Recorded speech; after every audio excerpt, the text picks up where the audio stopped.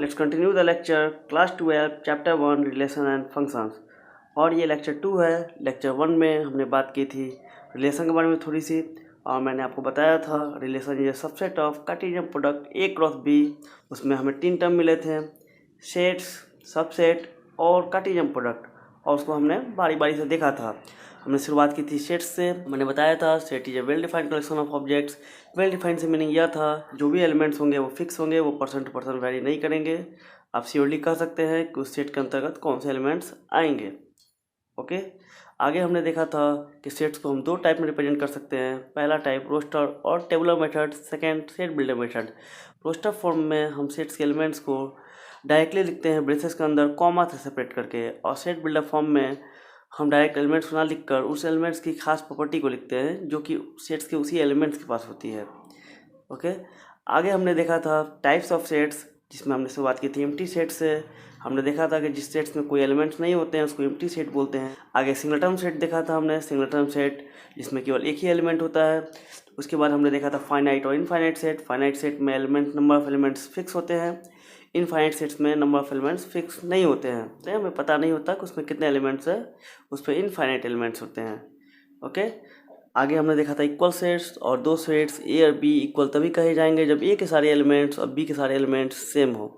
Okay, उसी से मिलता जुलता एक टर्म है इक्विवेलेंट सेट। इक्विवेलेंट सेट उस सेट को बोलते हैं जिसमें कि नंबर ऑफ एलिमेंट्स सेम हो। जैसे सपोज कीजिए कि सेट ए है जिसके एलिमेंट्स है ए बी सी डी, और सेट बी कोई सेट है जिसके एलिमेंट्स है 1 2 3 4। तो आप देख सकते हैं कि ये दोनों सेम तो नहीं है, बट नंबर ऑफ एलिमेंट्स दोनों सेट्स में सेम है। तो ऐसे सेट में जिसमें नंबर ऑफ एलिमेंट्स सेम हो उसको हम बोलते हैं इक्विवेलेंट सेट।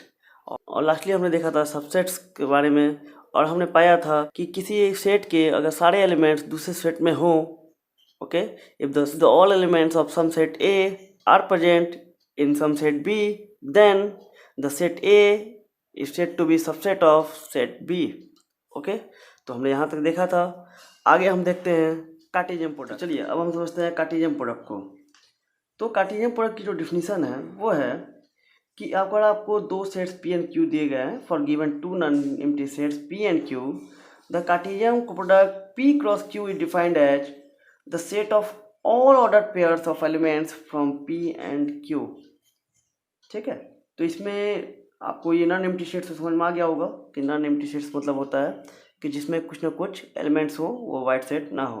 ठीक है, सेट्स के नाम हमने पी क्यू ले लिए, कैपिटल से हमने रिप्रेजेंट किया सेट को।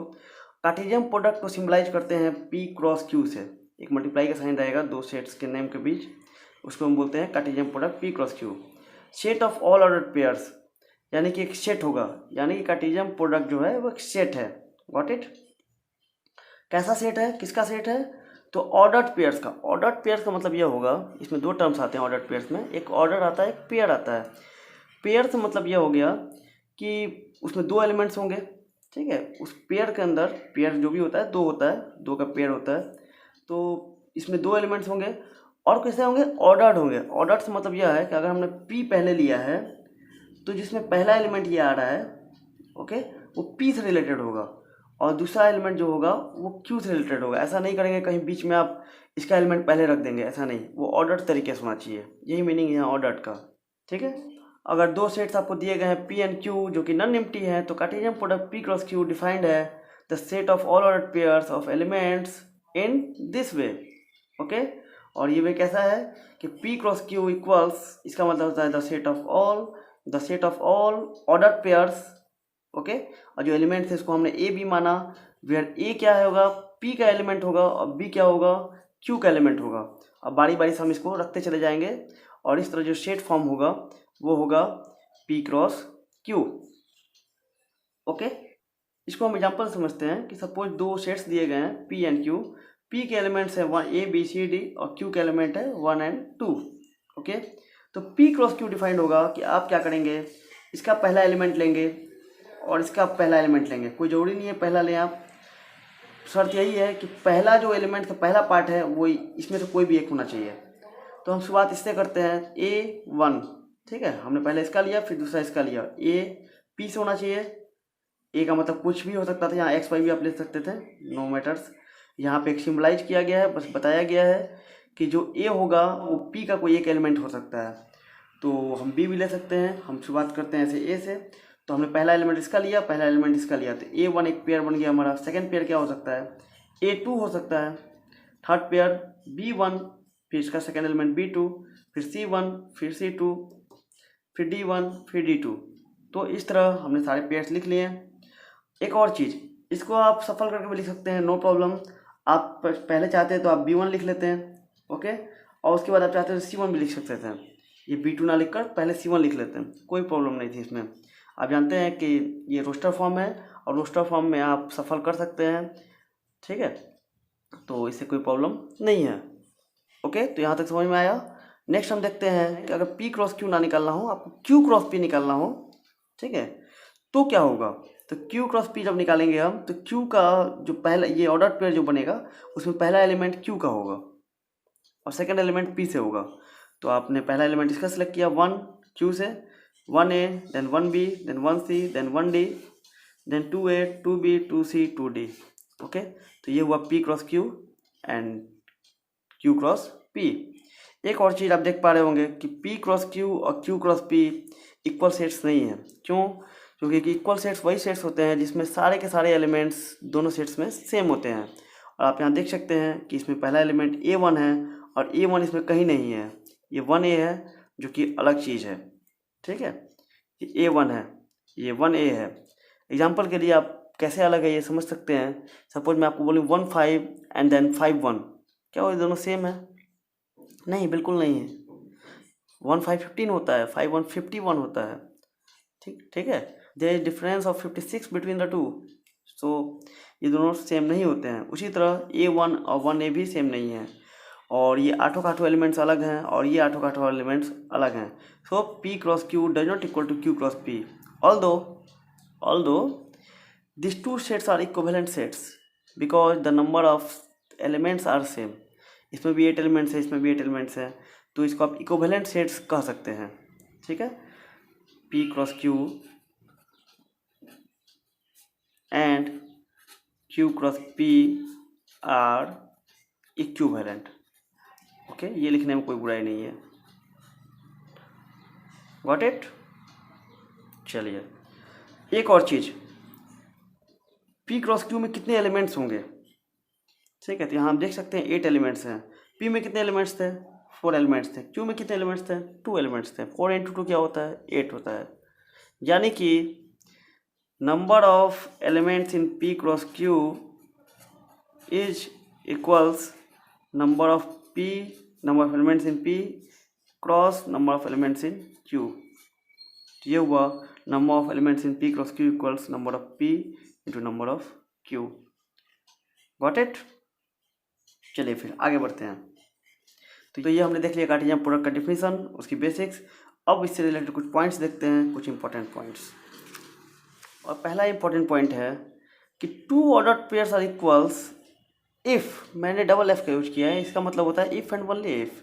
सो two ordered pairs are equal if and only if corresponding first elements are equal and the second elements are equal. इसका मतलब यह है कि दो ऑर्डर्ड पेयर्स तभी इक्वल होंगे, तभी इक्वल कहे जाएंगे जब दोनों ऑर्डर्ड पेयर्स के फर्स्ट एलिमेंट्स इक्वल हो और दोनों ऑर्डर्ड पेयर्स के सेकंड एलिमेंट्स एक दूसरे के इक्वल हो। समझ में आ रही है बात?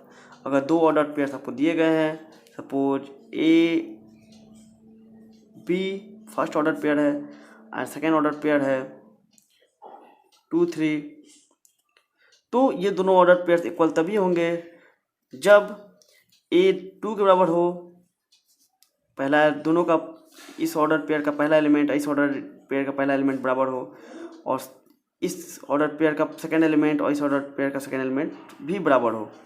जब ये दोनों कंडीशन फुलफिल होंगे तभी ये सेट्स इक्वल सेट्स होंगे। ओके, और इसको हमने यहाँ समझा भी था थोड़ी देर पहले। तुरंत मैंने बोला था कि A1 और 1A बराबर नहीं है। क्यों? क्योंकि इसका पहला एलिमेंट A है, तो पहला एलिमेंट A वाला भी हम ढूंढेंगे तो कोई हमें एलिमेंट ही नहीं ऐसा मिलता है P वाले में जिसका पहला एलिमेंट A हो, ठीक है। अगर मिलता तो हम सेकेंड एलिमेंट फिर चेक करते हैं, अगर सेकेंड एलिमेंट भी कॉमन होता, सेम होता, तब वो सेट इक्वल होता, ठीक है। चलिए नेक्स्ट पॉइंट।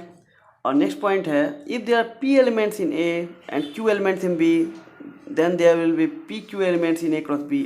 और ये जस्ट मैंने थोड़ी देर पहले डिस्कस किया है कि number of elements in P cross Q equals number of elements in P multiplied number of elements in Q. और वही यहाँ बोला गया है कि अगर number of elements in set A P है, ओके, यहाँ पर सेट ए लिया मैंने, यहाँ पर सेट पी लिया था, तो number of elements in set A P है और number of elements in set B Q है, तो number of elements in A cross B होगा पी क्यू। जस्ट आप मल्टीप्लाई कर देंगे, जैसे 4 और 2 था, 4 एलिमेंट्स और 2 एलिमेंट्स हमने मल्टीप्लाई किया 4 इंटू 2। उसी तरह अगर पी एलिमेंट्स हो क्यू एलिमेंट्स हो तो P into Q. Got it? So this was simple.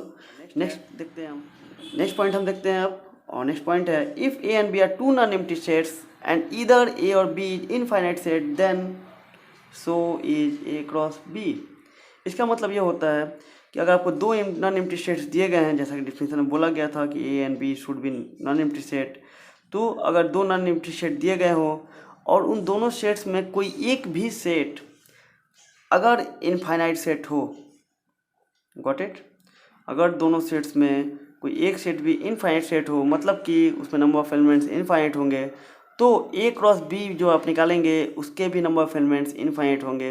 And that is quite obvious. आप करके देखेंगे कि जैसे जैसे सपोज कीजिए कि 2 सेट्स ए एंड बी में ए इनफाइनाइट सेट था, तो अगर ए के नंबर ऑफ एलिमेंट्स इनफाइनाइट होंगे तो आपको हर बार का फर्स्ट एलिमेंट इनफाइनाइट बार लेना पड़ेगा। इस तरह आप ऑर्डर पेयर भी इनफाइनाइट बार लेंगे और in this way number of elements in A cross B will be infinite. और नेक्स्ट पॉइंट है कि इफ़ ईदर पी और Q is null set then P cross Q will be empty set. इस point में बोला जा रहा है कि पी और क्यू में अगर कोई एक सेट भी नल सेट है, मतलब उसमें कोई एलिमेंट्स नहीं है, तो पी क्रॉस क्यू भी एम्प्टी सेट होगा, उसमें भी कोई एलिमेंट्स नहीं होंगे। And that is quite obvious, क्योंकि जो हमने देखा सेट ए क्रॉस बी जो था हमारा, ठीक है, या पी क्रॉस क्यू जो हमने लिया था, वो the set of all ordered pairs है। अगर कोई क्यू सपोज कीजिए क्यू कोई सेट है और वो सेट एम्प्टी सेट है, यानी इसमें कोई एलिमेंट्स नहीं है, तो बी हमें कुछ मिलेगा ही नहीं। हर बार बी जब कुछ नहीं मिलेगा यानी कि ये अकेला रहेगा, ठीक है, तो कोई पेयर फॉर्म ही नहीं होगा, क्योंकि पेयर फॉर्म करने के लिए 2 लोगों की ज़रूरत होती है। अगर कोई शादी होती है एक पेयर के बीच, तो उसमें 2 लोगों की ज़रूरत होती है, ठीक है, ब्राइड ग्रूम एंड ब्राइड की। उसी तरह ब्राइड ग्रूम अगर हो और ब्राइड ना हो तो शादी होगी ही नहीं। Got it? एक सेकेंड एलिमेंट होना ही चाहिए, तभी वो ऑर्डर पेयर फॉर्म होगा। तो इन दिस वे अगर कोई भी एक सेट एम्प्टी सेट हो जाता है या दोनों ही सेट एम्प्टी सेट हो जाते हैं, तो पी क्रॉस क्यू भी एम्प्टी सेट होगा। ओके, चलिए next point and last point, ये ऑर्डर ट्रिपलेट से रिलेटेड है कि जैसे हमने ए क्रॉस बी निकाला, तो हम ऑर्डर पेयर जो ले रहे थे, पहला एलिमेंट उस ऑर्डर पेयर का हम सेट ए से ले रहे थे और दूसरा एलिमेंट सेट बी से। क्या होगा अगर 3 सेट्स दिए गए हों और आपको निकालना हो A cross B cross C? In that case आप पहला एलिमेंट ए से लेंगे, दूसरा एलिमेंट बी से लेंगे और तीसरा एलिमेंट सी से लेंगे और उन तीनों को मिलाकर एक ऑर्डर पेयर फॉर्म करेंगे और उसको आप लिखेंगे A cross B cross C equals the set of all A B C where small A B C belongs to set A, set B and set C respectively. और जैसा कि मैंने तीनों सेट्स यहाँ पर सेट्स ए लिया है, तो वो तीनों एलिमेंट ए बी सी जो होंगे वो सेट ए के ही होंगे और in this way A B सी जो फॉर्म होगा उसको हम बोलेंगे order triplet. And this is not so much important, और ये एक्चुअली क्लास 11 का ही टॉपिक है, तो आपको बहुत ज़्यादा फोकस करने की ज़रूरत नहीं है। इसका जहाँ यूज आएगा आपके क्लास 12th में मैं आपको बता दूंगा, आपका पूरी तरह क्लियर हो जाएगा। तो hope you get it the concept of Cartesian product. तो आपने कॉन्सेप्ट समझ लिया सेट्स का, आपने सबसेट को समझ लिया, आपने कार्टेशियन प्रोडक्ट को समझ लिया। अब जब मैं आपको रिलेशन के बारे में बात करूंगा, जो कि रिलेशन की डिफिनेशन थी कि it is a subset of Cartesian product A cross B where A and B are sets, अब इसको आप बखूबी समझ पाएंगे। तो नेक्स्ट लेक्चर में हम लोग शुरुआत करेंगे रिलेशन से, और अब आप रिलेशन को बखूबी समझ पाएंगे। So see you in next lecture. Thank you.